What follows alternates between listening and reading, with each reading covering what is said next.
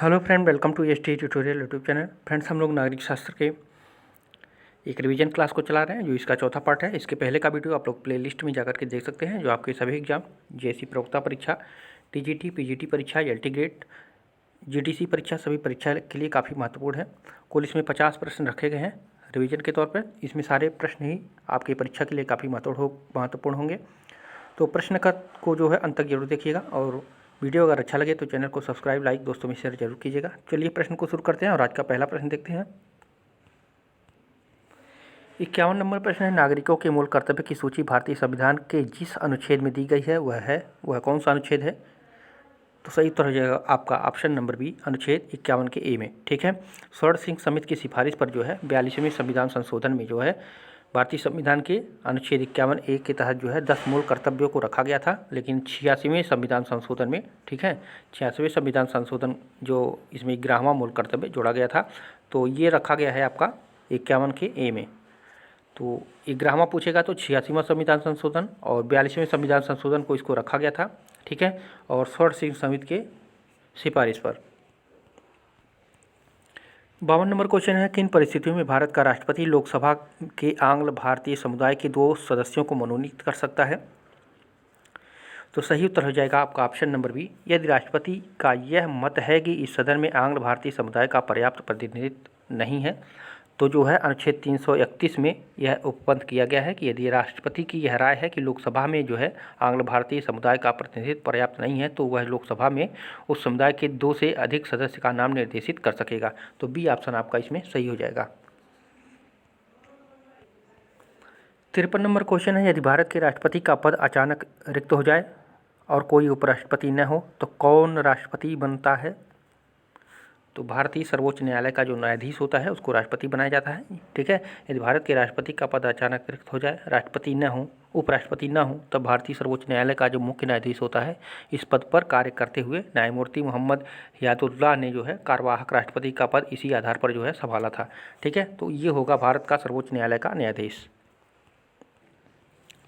54 number प्रश्न है, निम्नलिखित में से कौन सा एक भारत के राष्ट्रपति और राज्यों के राज्यपाल के लिए एक सादृश्य नहीं है पूछा है यहाँ पे। तो सही उत्तर हो जाएगा आपका ऑप्शन नंबर डी, महाभियोग प्रक्रिया। ठीक है। राज्यपाल को पद से हटाने का अधिकार राष्ट्रपति के पास है, जबकि राष्ट्रपति को केवल कदाचार या अक्षमता के आधार पर महाभियोग द्वारा हटाया जा सकता है। तो यहाँ राज्यपाल पूछा है, तो राज्यपाल को हटाने की प्रक्रिया सिर्फ राष्ट्रपति के हाथ में है। ठीक है। तो यहाँ पे डी ऑप्शन आपका सही हो जाएगा। 55 नंबर प्रश्न है, निम्न में से कौन प्रधानमंत्री बनते समय जो है राज्यसभा का सदस्य था? तो इंदिरा गांधी जो है लोकसभा की सदस्य नहीं थी जो है, और ये राज्यसभा की सदस्य थी इनमें से। ठीक है। तो बी ऑप्शन सही हो जाएगा। वैसे भी मनमोहन सिंह भी ऐसे थे, तो लेकिन इस ऑप्शन में जो है इंदिरा गांधी बस है, तो बी ऑप्शन सही होगा। 56 नंबर क्वेश्चन है, जनहित याचिकाओं का संवैधानिक आधार क्या है? तो जनहित याचिकाओं का संवैधानिक आधार पूछा है, तो बी ऑप्शन सही हो जाएगा। संविधान का अनुच्छेद जो 32 है वो जनहित याचिकाओं का आधार है। जनहित याचिका का प्रावधान जो है संवैधानिक आधार अनुच्छेद जो है 32 में है। ठीक है। न्यायमूर्ति भगवती ने कहा कि अनुच्छेद 32 में कहा गया है कि किसी मूल अधिकार का उल्लंघन होने पर न्यायालय की मदद ली जा सकती है, लेकिन यह अनुच्छेद इस बिंदु पर मौन है कि न्यायालय कौन जाएगा। अतः कोई भी व्यक्ति अपने अथवा दूसरे व्यक्ति के लिए मूल अधिकारों की रक्षा के लिए जो है न्यायालय में याचिका प्रस्तुत कर सकता है। तो भी ऑप्शन सही होगा। 57 नंबर प्रश्न है, न्यायिक पुनर्निरीक्षण की शक्ति का अर्थ है न्यायालय के समक्ष प्रेषित मामलों में यह परीक्षण करने का अधिकार कि विवादग्रस्त कानून या कार्यकारिणी कृत्य कैसा होना चाहिए, तो संविधान के अनुरूप है या नहीं, यह देखा जाना चाहिए सर्वप्रथम। ठीक है। तो ये ऑप्शन सही हो जाएगा। भारत में जो न्यायिक पुनर्निरीक्षण के अधिकार का प्रयोग जो है न्यायालय द्वारा विधि द्वारा स्थापित प्रक्रिया के आधार पर किया जाता है। कोई भी विधि या कार्यकारिणी कृत्य विधि पर आधारित न होने या विधिक अक्षमता के आधार पर न्यायालय द्वारा जो है अवैध ठहराया जाता है। तो यहाँ पे ए ऑप्शन आपका सही होगा। 58 नंबर प्रश्न है, निम्नलिखित में से कौन से कारक राज्यों पर केंद्र के बढ़ते हुए नियंत्रण के लिए उत्तरदायी है? तो यहाँ पे कोट दिया हुआ है आपका, तो इसको बताना है कौन सा तत्व उत्तरदायी होगा। तो राज्यों में शक्तिशाली नेतृत्व का अभाव, तो ये भी उत्तरदायित्व होगा। और दृढ़ दलीय अनुशासन, तो ये भी उत्तरदायी होगा। और केंद्र पर राज्यों का वित्तीय निर्भरता, ये भी होगा। और क्षेत्रीय दलों का उदय, तो ये आपका नहीं होगा। ठीक है, तो क्या कह रहा है, निम्नलिखित में से कौन से कारक राज्यों पर केंद्र के बढ़ते हुए नियंत्रण के लिए उत्तरदायी है? तो ये पहला, दूसरा, तीसरा आपका ये उत्तरदायी है। तो यहाँ पे आपका कौन सा कोड सही हो जाएगा? तो सही उत्तर हो जाएगा ऑप्शन नंबर सी। ठीक है, 59 नंबर प्रश्न है, निम्न में से कौन सा विषय राज्य सूची में सम्मिलित नहीं है? तो शिक्षा राज्य सूची में नहीं है, ये किसमें है? समवर्ती में है। कानून और व्यवस्था, पुलिस, जेल, ये सब जो है किसमें आ जाते हैं? राज्य सूची के अंतर्गत आते हैं। ठीक है, 42वें संविधान संशोधन द्वारा जो है 42वें संविधान संशोधन द्वारा शिक्षा को जो है समवर्ती सूची में शामिल किया गया था।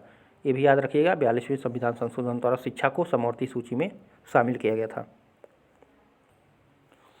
60 नंबर क्वेश्चन है जो है, पंचायती राज व्यवस्था के अंतर्गत भारत में ग्राम शासन एक दृष्टांत है।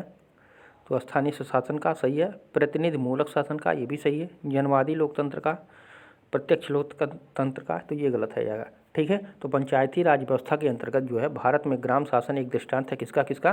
तो स्थानीय स्वशासन का, प्रतिनिधि मूलक शासन का। तो ऑप्शन 1 और 2 सही हो जाएगा। तो कोड नंबर भी आपका सही हो जाएगा। ठीक है, इसमें कहा है कि स्थानीय स्वशासन की प्राचीन भारतीय परंपरा को पंचायती राज के तहत मूर्त रूप दिया गया है। वास्तव में पंचायती राज प्रत्यक्ष लोकतंत्र है। गांधी जी के इसी दृष्टांत के आधार को जो है आधार मानकर इसे भारत में अपनाया गया है। और ग्राम सभा के सभी नागरिक सदस्य होते हैं। ग्राम पंचायत का बजट पास करने, इसके हिसाब पर विचार करने और विकास योजनाओं तथा ग्राम पंचायत के आगामी कार्यों को निश्चित करने में वो जो है प्रत्यक्ष रूप से भाग लेते हैं। तो सही उत्तर हो जाएगा आपका option number B. 61 number question है, संयुक्त राज्य अमेरिका की संघीय शक्तियों के प्रसार के मुख्य कारक रहा है। तो अंतर्निहित शक्तियों का सिद्धांत। ठीक है, अंतर्निहित शक्तियों का सिद्धांत जो है संयुक्त राज्य अमेरिका के संघीय शक्तियों के प्रसार का मुख्य कारक रहा है। ठीक है, क्योंकि संघीय केंद्रीकरण की प्रवृत्ति को जन्म देने वाला एक सर्वाधिक महत्वपूर्ण तत्व सर्वोच्च न्यायालय का निर्णय रहा है। ठीक है, 1819 में जो है मैक्लोच बनाम मेरीलैंड के विवाद में जो है मुख्य न्यायाधीश मार्शल के द्वारा जो है जो निर्णय दिया गया, उससे निहित शक्तियों के सिद्धांत को मान्यता प्राप्त हुई थी। तो सी ऑप्शन आपका इसमें सही हो जाएगा। 62 नंबर प्रश्न है, न्यायिक पुनर्निरीक्षण के अधिकार का प्रयोग करते हुए अमेरिकी सर्वोच्च न्यायालय ने अभी तक अवैध घोषित कर दिया है। तो किसको? अनेक कांग्रेस द्वारा पारित कानून को, तो ये भी सही है। राष्ट्रपति द्वारा जारी अनेक घोषणाएं को, ये भी सही है। कुछ संवैधानिक संशोधन को, तो गलत है। तो 1, 2 आपका इसमें सही हो जाएगा। सर्वोच्च न्यायालय साधारणतः कानून को शक्ति बाह्य ठहराकर जो है निरस्त कर सकता है, अर्थात वह यह निर्णय दे सकता है कि ऐसा कानून बनाना कांग्रेस की शक्ति के बाहर था। ठीक है, परंतु संवैधानिक संशोधन के मामले में सर्वोच्च न्यायालय ऐसा निर्णय नहीं देता है। तो सही उत्तर हो जाएगा आपका ऑप्शन नंबर सी। यहाँ पे 1 और 2 इसमें सही है। 63 नंबर क्वेश्चन है, भारतीय और अमेरिकी संघीय व्यवस्था के सामान्य गुणों का चयन निम्न में सूची में कीजिए। और सही उत्तर आपको यहाँ पे चयन करना है। तो भारत और अमेरिका दोनों संविधान लिखित और पूर्णतः दुष्परिवर्तनशील हैं, तो ये भी बिल्कुल सही है। और दोनों में केंद्र और राज्यों के मध्य शक्ति के बंटवारे का प्रावधान, तो ये भी सही है। और दोनों में यह प्रावधान है कि अवशिष्ट शक्तियाँ केंद्र के अधिकार में क्षेत्र में होंगी, तो ये गलत है, दोनों में नहीं है। और दोनों में न्यायिक पुनर्निरीक्षण का प्रावधान किया गया है, तो ये भी सही है। और दोनों में राष्ट्रीय विधायिका के उच्च सदन में जो है संघातरित राज्यों के समान प्रतिनिधित्व का प्रावधान है, तो ये भी आपका गलत है। ठीक है, तो यहाँ पे सही हो जाएगा 1, 2, 4 आपका। ठीक है, तो कोड नंबर 1 आपका सही हो जाएगा। भारतीय संविधान जो है अमेरिकी संविधान के विपरीत लचीले एवं कठोर संविधान का मिश्रण है। और अमेरिका में अशिष्ट शक्तियाँ राज्यों को प्रदान की गई हैं। भारत की जो है उच्च सदन राज्यसभा में राज्यों के समान जो है प्रतिनिधित्व की व्यवस्था इसमें नहीं है। ठीक है, तो ए ऑप्शन आपका इसमें सही हो जाएगा। 64 नंबर प्रश्न है, भारत का नियंत्रक और महालेखा परीक्षक एक मित्र, दार्शनिक और पथ प्रदर्शक के रूप में कार्य करता है।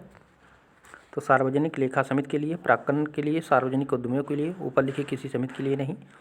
तो जो भारत का नियंत्रक महालेखा परीक्षक होता है एक मित्र दार्शनिक के लिए कार्य करता है, किसके लिए? तो सार्वजनिक लेखा समिति के लिए। ठीक है, लोक लेखा समिति के कार्यों की शुरुआत भारत के नियंत्रक एवं महालेखा परीक्षक के प्रतिवेदन को प्राप्त करने के साथ होती है। ठीक है, अब प्रतिवेदन प्रस्तुत करने के पश्चात जो है समिति की अनौपचारिक बैठक में जो है महालेखा परीक्षक समिति को अपने प्रतिवेदन में उठाए गए मुख्य मुद्दों की जो है पृष्ठभूमि तथा इनमें अंतर्निहित गंभीर अनियमितताओं की जो है बाबत पूरी जानकारी देता है। तो ए ऑप्शन इसमें आपका सही हो जाएगा। 65 नंबर प्रश्न है, निम्न में से कौन सा कथन बजट का सही अर्थ प्रकट करता है? बजट का सही अर्थ प्रकट करता है कौन सा कथन? तो यह अनुमानित व्यय और जो है राजस्व प्राप्ति के उपाय एवं साधनों का ब्यौरा है। कौन सा? बजट का सही अर्थ ये है कि ये अनुमानित व्यय और राजस्व प्राप्ति के उपाय एवं साधनों का ब्यौरा है। अनुच्छेद 112 में वर्णित वार्षिक वित्तीय बजट विवरण को जो है बजट कहा जाता है, जिसमें भारत सरकार की उस वर्ष के लिए प्राक्कलित प्राप्तियों और व्यय का विवरण शामिल होता है। तो ये आपका सी ऑप्शन इसमें सही हो जाएगा। 66 नंबर प्रश्न है, निम्नलिखित विद्वानों में से किसने यह विचार व्यक्त किया कि जनमत के निर्माण में सर्वप्रमुख भूमिका पर्यावरण की होती है?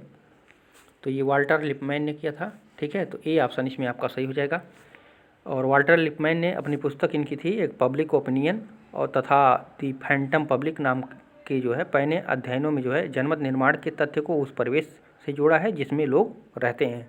ठीक है, और उन्होंने विचार व्यक्त किया है कि राजनीतिक विचार का निर्माण काफ़ी सीमा तक उस जानकारी से होता है जो अपने चारों ओर के परिवेश से प्राप्त करते हैं, अर्थात पर्यावरण से प्राप्त करते हैं। तो ए ऑप्शन सही होगा। 67 नंबर क्वेश्चन है, निम्नलिखित में से कौन सी संरचना आमंड के हित अभिव्यक्ति करने वाली संरचनाओं के वर्गीकरण में शामिल नहीं है? तो ये प्रजातीय संरचनाएं। ठीक है, प्रजातीय जो संरचनाएं हैं ये आमंड के हित अभिव्यक्त करने वाली संरचनाओं के वर्गीकरण में शामिल नहीं है। आमंड ने दबाव समूहों को 4 श्रेणियों में वर्गीकृत किया था। ठीक है, पहला था इसमें संस्थात्मक। ठीक है, संस्थात्मक था। दूसरा था जो है असमुदायात्मक, और तीसरा था जो है प्रदर्शनात्मक, और चौथा था कौन सा? समुदायात्मक। असमुदायात्मक समूह के अंतर्गत जो है प्रजाति संरचनाओं को शामिल किया जा सकता है। ठीक है, तो किसमें क्या कहा है कि आमंड के हित अभिव्यक्त करने वाली संरचनाओं के वर्गीकरण में शामिल नहीं है, तो ये जो है प्रजाति संरचना शामिल नहीं है। संस्थात्मक है, सहचालित है, अप्रतिमानी संरचनाएं हैं, ये जो है प्रजाति संरचना शामिल नहीं है। और इसमें कहा गया है, प्रजाति संरचना में कहा जाता है संकीर्ण आधार पर बनने वाले दबाव समूह भी इसमें शामिल हैं, और प्रदर्शनात्मक समूह को ही जो है अप्रतिमानी, ये जो प्रतिमानी है उसको अप्रतिमानी संरचनाएं भी कहा जाता है। तो इनके चारों में ये सम्मिलित नहीं था, ये आप लोग जान लीजिए। ठीक है, ये 4 था। तो सही उत्तर हो जाएगा सी आपका। 68 नंबर प्रश्न है, राज्य की उत्पत्ति से संबंधित अनेक सिद्धांत है, निम्नांकित में से कौन सा सिद्धांत अधिक बुद्धिसंगत एवं वैज्ञानिक है? तो सही उत्तर जाएगा ऑप्शन ए, ऐतिहासिक अथवा विकासवादी सिद्धांत। ठीक है, ऐतिहासिक एवं विकासवादी सिद्धांत राज्य की उत्पत्ति को समझने का प्रयत्न उदारवादियों तथा मार्क्सवादियों दोनों ने ऐतिहासिक अथवा विकासवादी सिद्धांतों के द्वारा ही किया था। तो ए ऑप्शन आपका इसमें सही हो जाएगा। 69 नंबर प्रश्न है, गार्नर जो है राज्य के 4 तत्व बताया है, निम्नलिखित में से कौन सा तत्व नहीं बताता है? तो ये मानव अधिकार ये तत्व नहीं बताता है। भूभाग, जनसंख्या, प्रभुसत्ता, ठीक है, नागरिक हो जाएगा, ये चौथा था। ठीक है, गार्नर ने जो है राज्य की परिभाषा कुछ इस प्रकार दी है, राज्य मनुष्य का वह समुदाय है जो संख्या में काफ़ी हो, जो निश्चित भूभाग पर बसे हों, जो बाह्य नियंत्रण से मुक्त हों तथा जिनकी अपनी एक संगठित सरकार हो। ठीक है, यहाँ नागरिक नहीं होगा बल्कि कौन चौथा होगा आपका सरकार, जिसकी आज्ञा का पालन लोग सहज भाव से करते हों। ठीक है, और इस परिभाषा से निकलता है कि इन्होंने 4 तत्व दिए थे, जनसंख्या, भूभाग, सरकार और संप्रभुता। मानव अधिकार इसमें नहीं था, यहाँ पर नहीं पूछा है, तो सही उत्तर जाएगा आपका ऑप्शन नंबर डी, मानव अधिकार। 70 नंबर क्वेश्चन है, निम्नांकित में से कौन सा राजनीति विज्ञान में जो है अध्ययन का परंपरागत उपागम है? तो संगठनात्मक उपागम जो है ये परंपरागत उपागम के अंतर्गत आता है। ठीक है, संगठनात्मक उपागम जो है परंपरागत उपागम के अंतर्गत आता है। राजनीति विज्ञान के अध्ययन को जो है पारंपरिक उपागम और दार्शनिक उपागम, ऐतिहासिक उपागम और कानूनी उपागम, और संगठनात्मक उपागम एवं संस्थापक उपागम, राजनीति विज्ञान के अध्ययन के आधुनिक उपागम है। ठीक है, व्यवहारवादी एवं उत्तर व्यवहारवादी जो उपागम है, व्यवस्था सिद्धांत, संरचनात्मक, प्रकारात्मक उपागम, संचरण उपागम, ये सब जो है किसके अंतर्गत आते हैं, तो ये व्यवहारवादी उपागम के अंतर्गत आते हैं। ठीक है, 71 नंबर क्वेश्चन है, राजनीति विज्ञान का पिता किसे कहा जाता है? तो अरस्तु आप लोग जानते होंगे, अरस्तु को राजनीति विज्ञान का जनक या पिता कहा जाता है।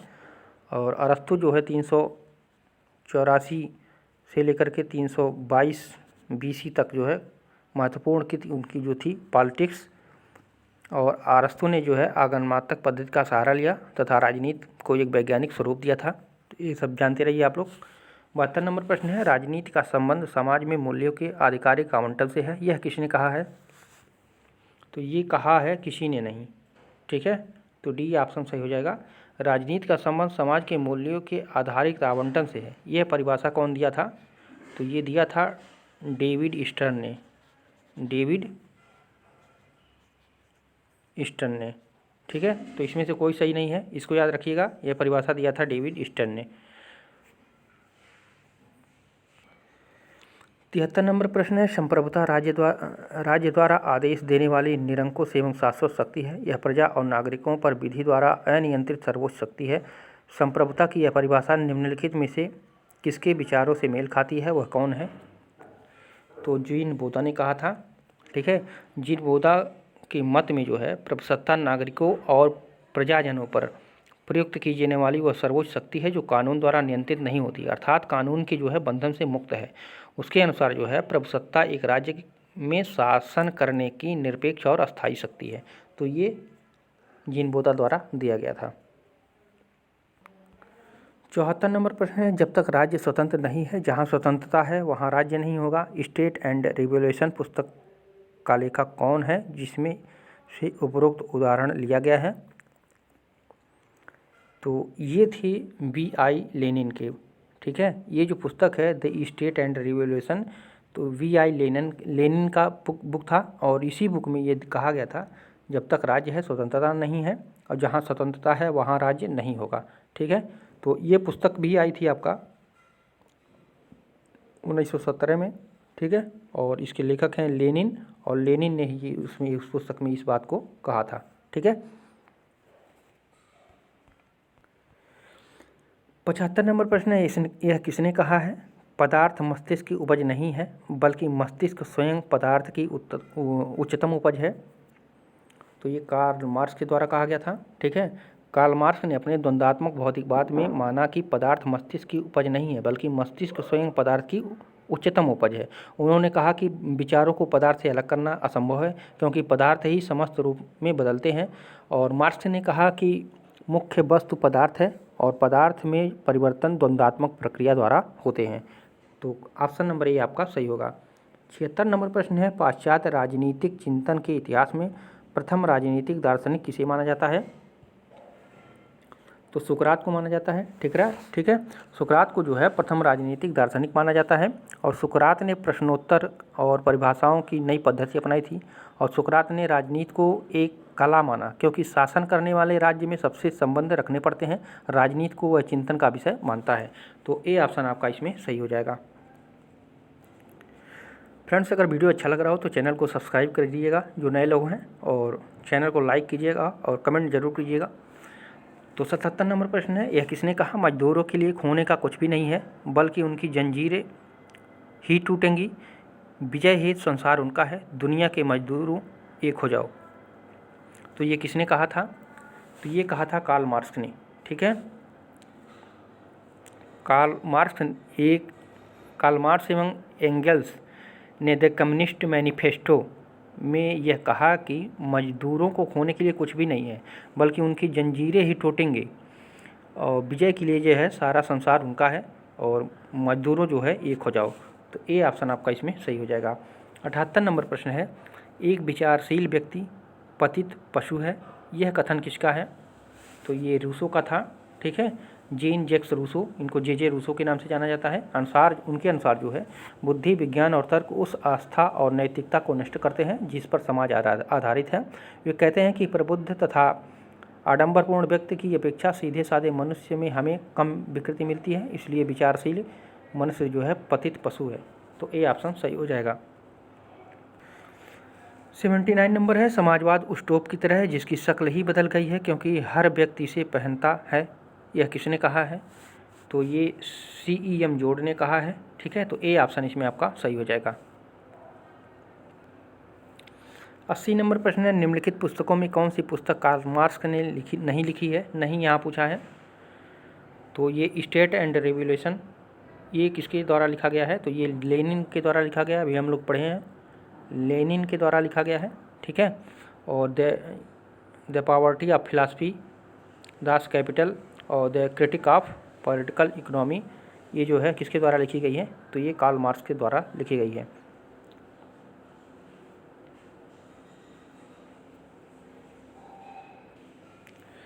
इक्यासी नंबर क्वेश्चन है, एक ग्रामर ऑफ पॉलिटिक्स का लेखक कौन है? तो एक ग्रामर ऑफ पॉलिटिक्स का लेखक कौन है? तो लास्की हैं, H.J. लास्की, हेराल्ड जे लास्की जिसको कहा जाता है, हेराल्ड जे लास्की।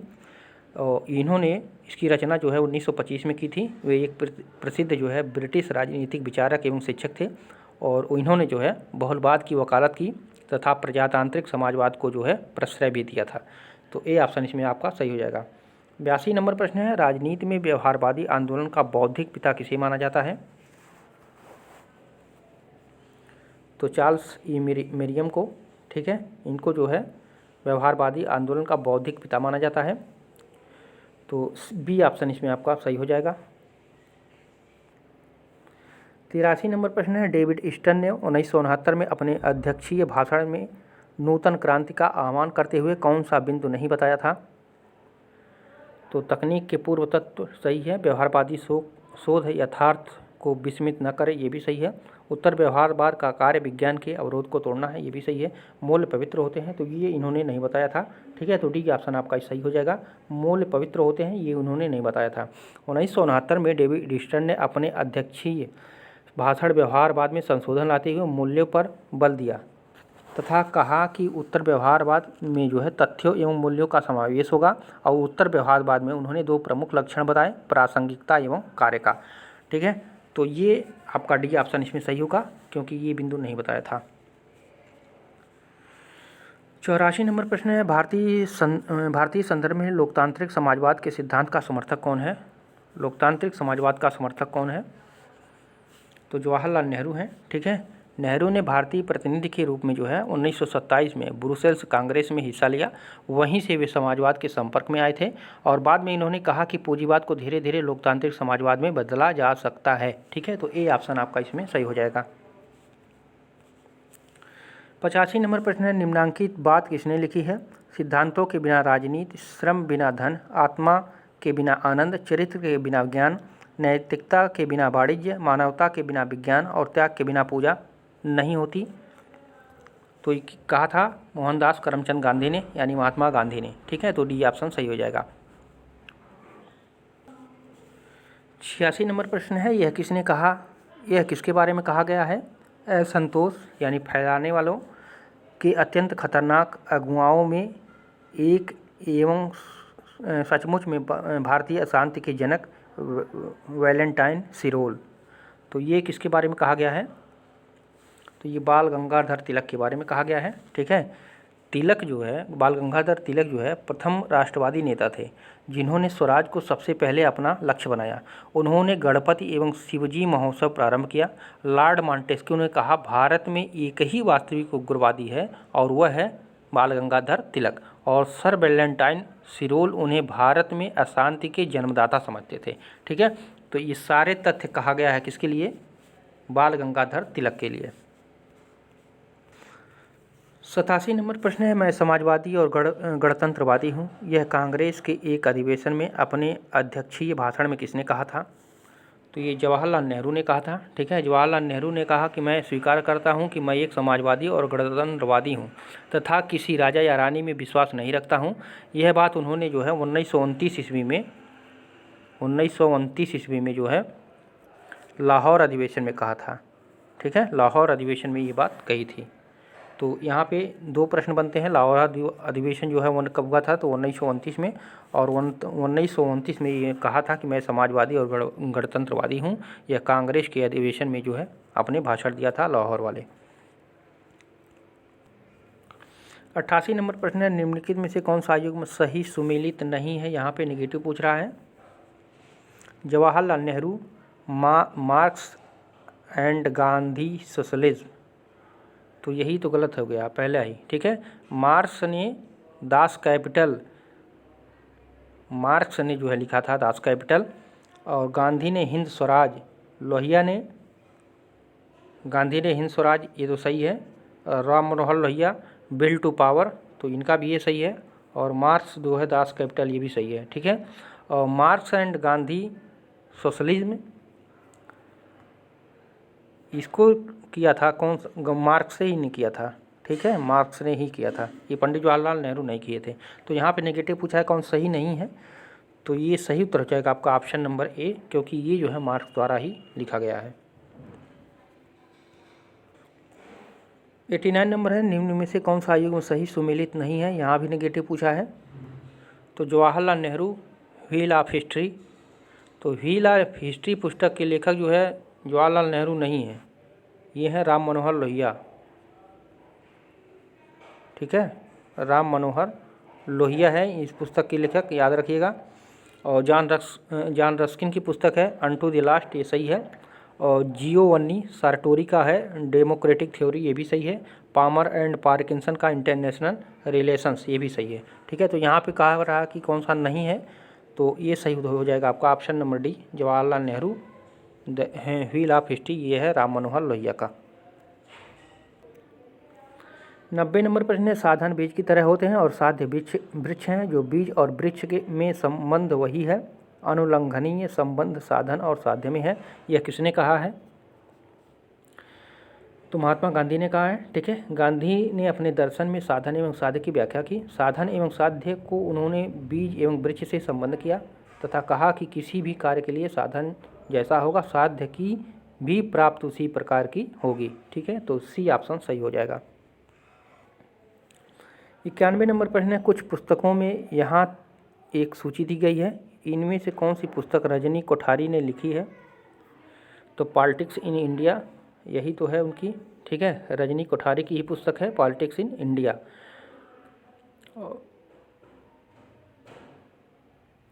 तो ए ऑप्शन आपका इसमें सही हो जाएगा।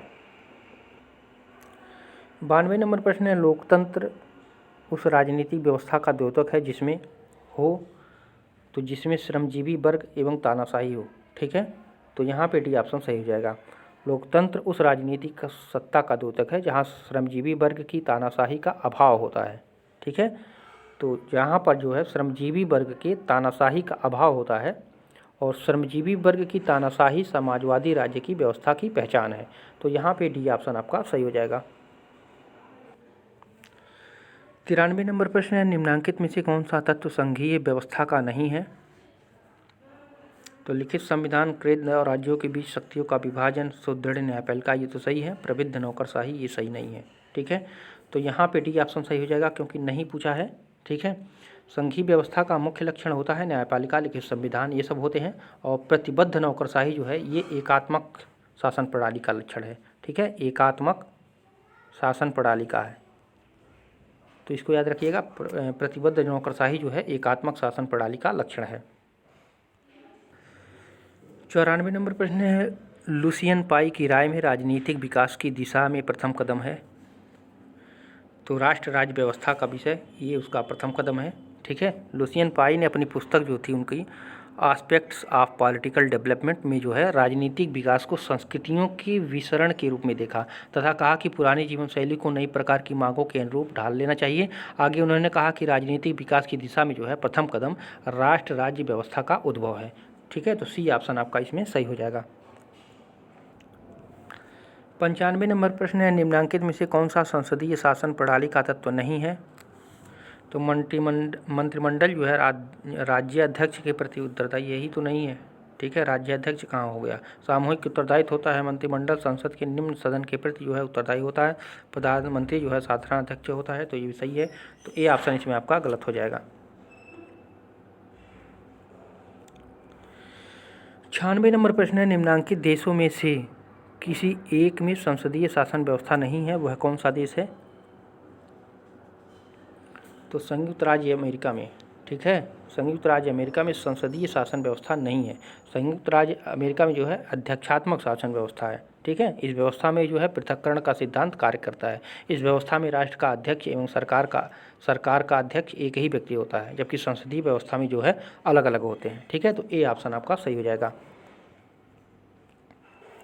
97 नंबर प्रश्न है, निम्नलिखित में से किसने एकल संक्रमणीय मत प्रणाली का प्रतिपादन किया?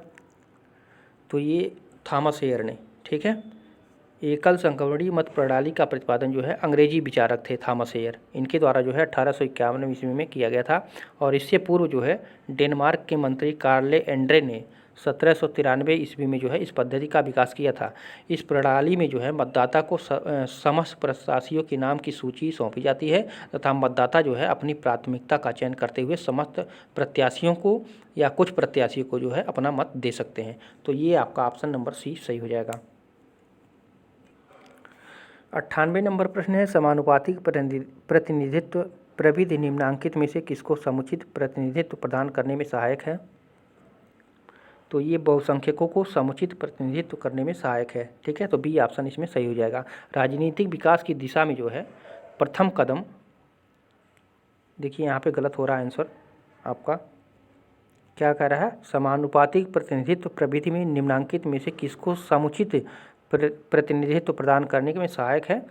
तो ये अल्पसंख्यकों को समुचित, ठीक है, बहुसंख्यकों को नहीं होगा, बल्कि ये अल्पसंख्यकों को समुचित प्रतिनिधित्व करने में जो है सहायक है।